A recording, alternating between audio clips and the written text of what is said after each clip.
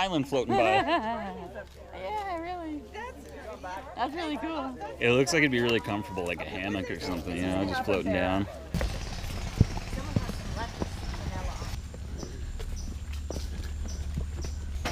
All right, who's that breath from that hill? Am I the only one?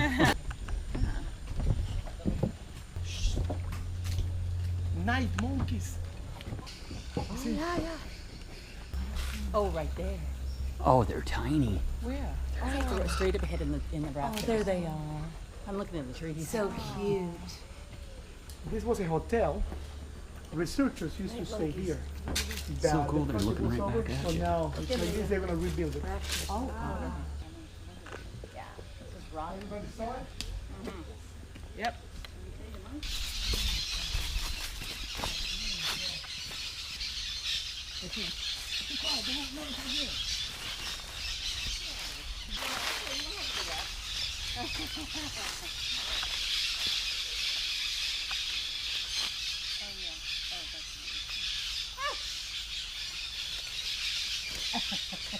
Termites, they have a symbiotic relationship with the protostome in their tiny little stomachs.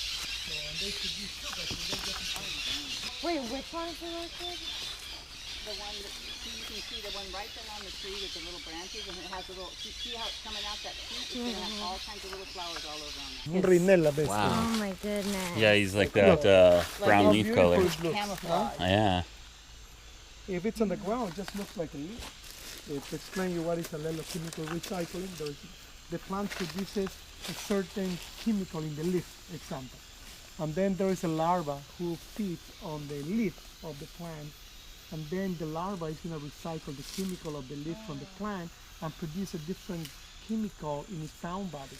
Then let's say comes the ant or another insect or whatever. And then it's the larva who recycle the chemical from the leaf, from the plant. And then this insect is going to recycle the chemical from the larva that recycle the chemical from the plant. And at the end, the frog, the dark poison frog or the forest toad that ate that, is going to recycle the chemical from the larva, from the ant. Let's say it was an ant that the frog ate. It's going to recycle the chemical from the ant, that recycle the chemical from the larva, that recycle the chemical from the plant. You understand what I mean? Mm-hmm. So this whole process in nature, it's called allochemical recycling.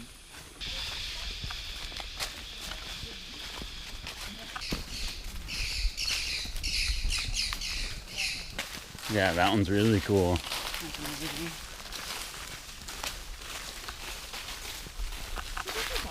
At least one of those vanilla roses. Wow. So termites do not eat alive wood. They eat only dead wood.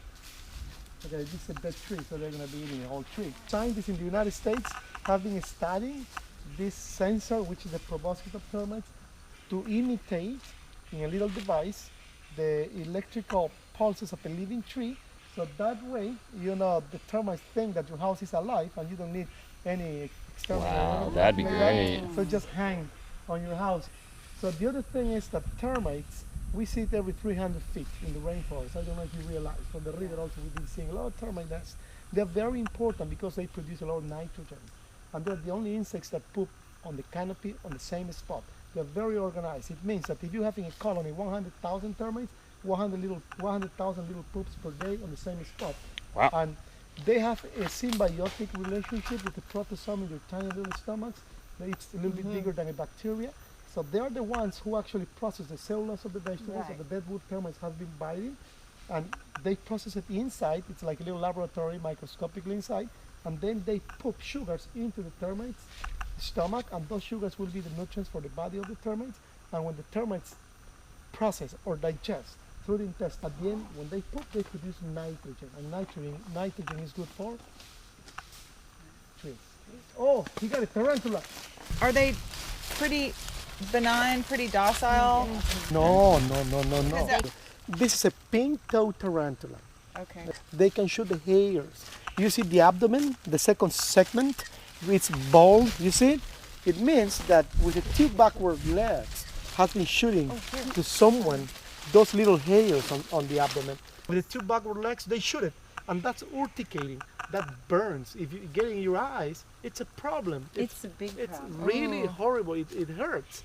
So they are megalomorphos. It means that it's a prehistoric spider. Millions of years of evolution, they seem to be stuck in time, you know. And we have two main ways to identify spiders. The ones who have one segment are New World spiders. It means that in the scale of evolution, they recently show up, like the daddy long legs or the opiliums, as we know it. So, but the two segmented spiders are prehistoric. It means that they are old world spiders. So we have New World spiders and Old World spiders. And in New World spiders, we have more than 47 families, and Old World spiders, we have like 17 families. So the megalomorphos, like tarantulas, are the oldest, you know, world spiders. Wow, those are not something I would want to have in the. Listen to those Okay. things.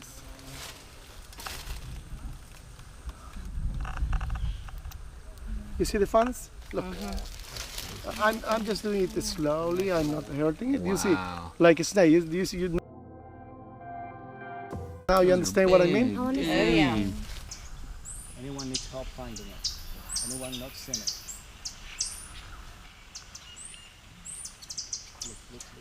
Look here. Look at this tail.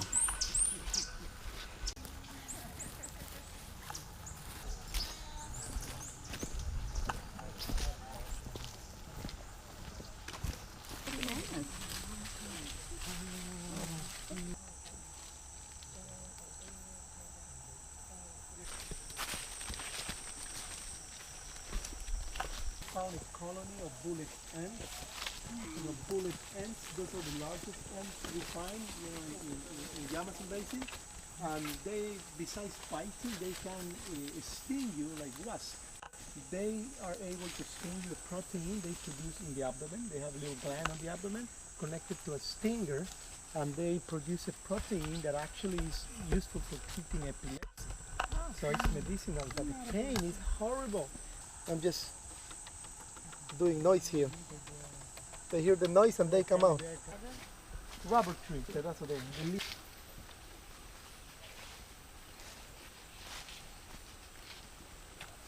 Look at this. Rubber. Wow. As you probably read, you know, in books, Oh my God. the rubber boom time started during the latest 1800s and ended up during the earliest 1900s. You know, there are big stories about rubber, the rubber boom time. So let me introduce you officially a rubber tree. And they try, look, rubber. You see? Oh, it's also the rubber. The worst rubber baron, according to the history, it has been Julio Ciarán. An English guy had the idea to steal the seeds, take it to Malaysia, Indonesia. Rubber boom was over, and native people, you know, slavery was over, and they were free. And smell, and please pass it to the other one, but don't lose it. But don't lose it. Oh wow, that smells really good.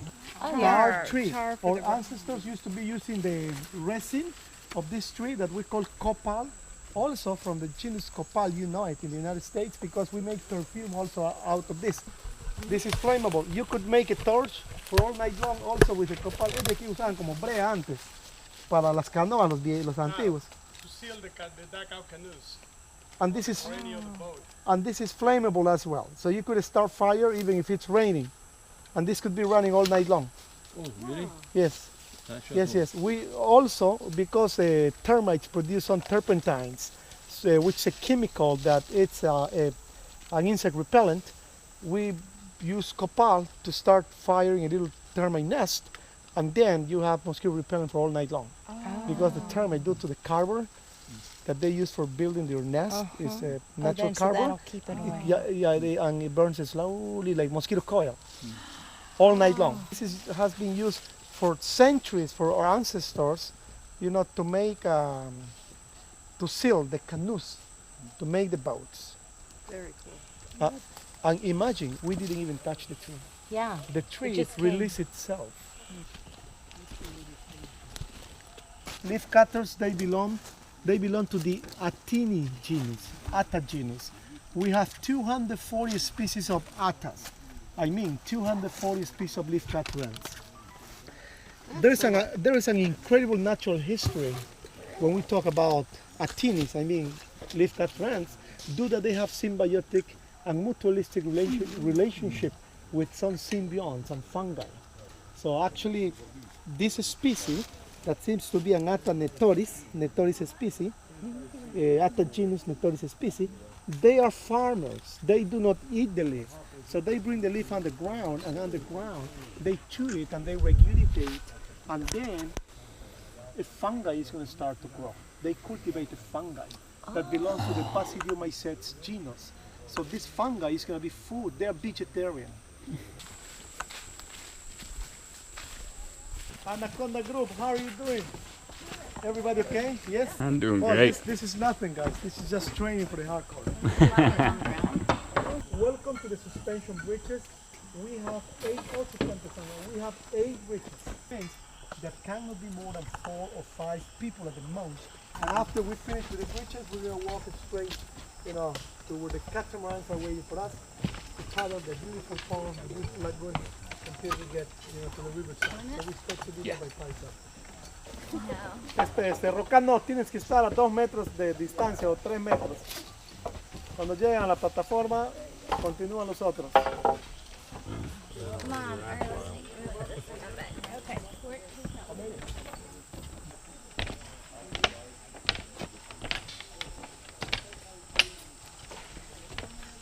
First rope bridge crossing.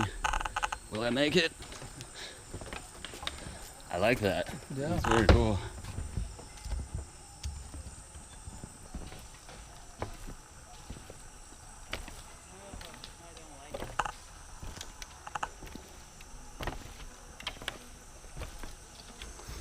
We survived 2 rope bridge crossings so far. We'll see how the rest go.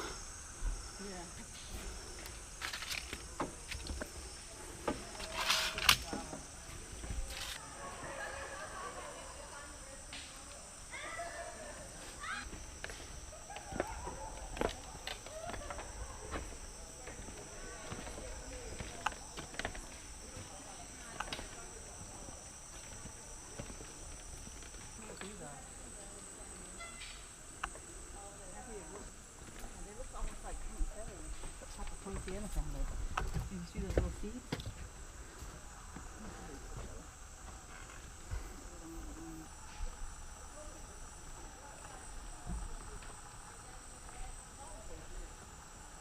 Bridge number 4, here we go. Rope bridge, rope bridge, rope bridge. These are definitely sturdy bridges, held together with a little bit of metal and some really strong zip ties.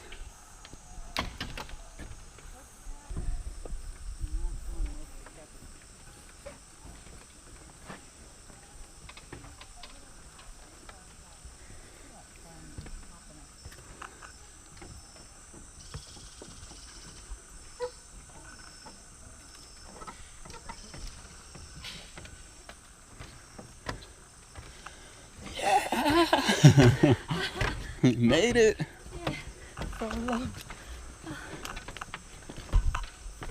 This one's got a bit more shake to it.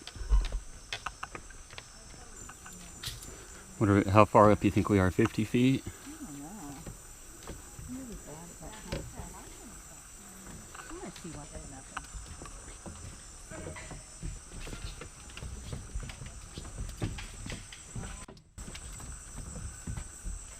And we got another bridge crossing here. The rope bridge. We'll see if this one's nice and sturdy.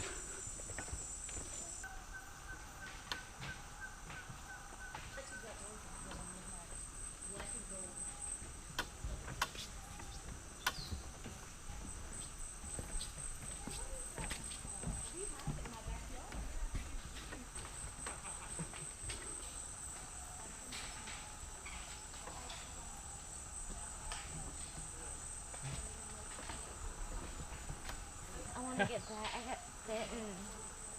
Got bitten by a spider. Yeah. Bite you? Spider.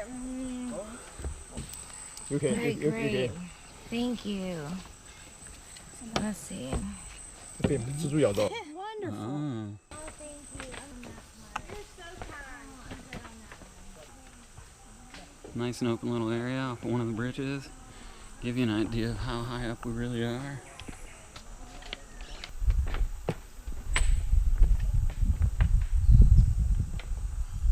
Bridge sways with the step. Kind of like it.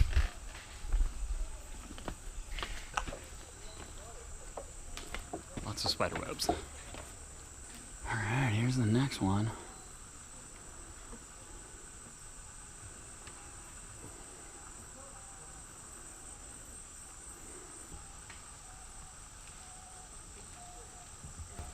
This is the last one. Looks like it goes back to dirt.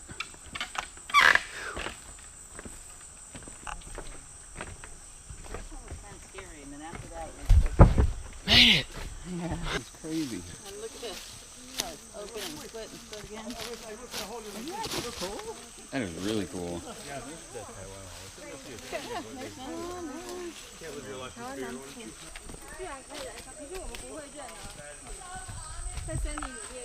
Should we try them?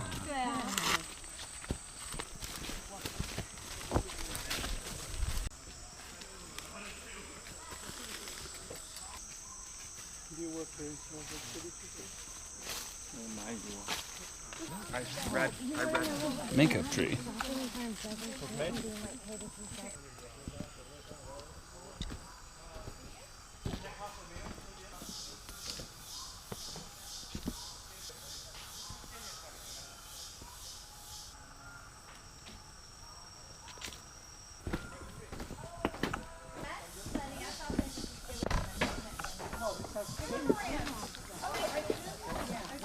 My friend, over here, please. Oh, up front, I like it. How is everybody doing? Wonderful. Yeah. Hope you guys enjoy. Yeah. Oh.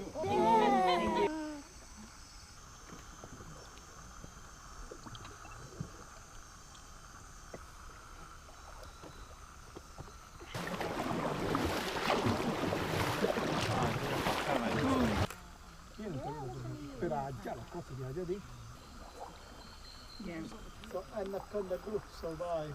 Yay.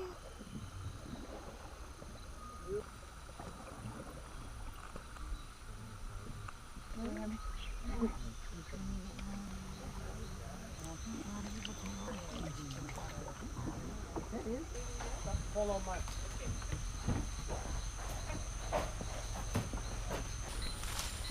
Look, jumping over there. You see over there?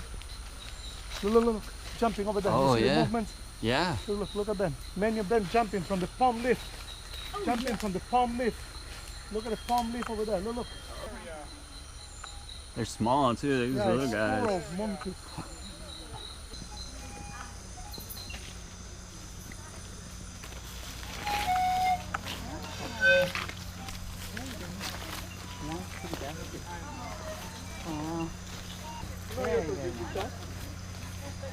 Look at the dog. Hola, there's a bird here. Oh, the other one. No, no existe uno over there.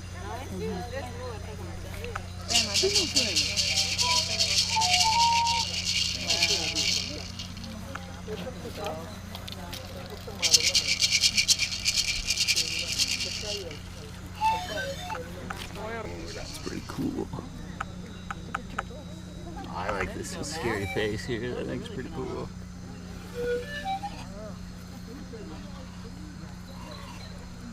Those turtles are really cool too.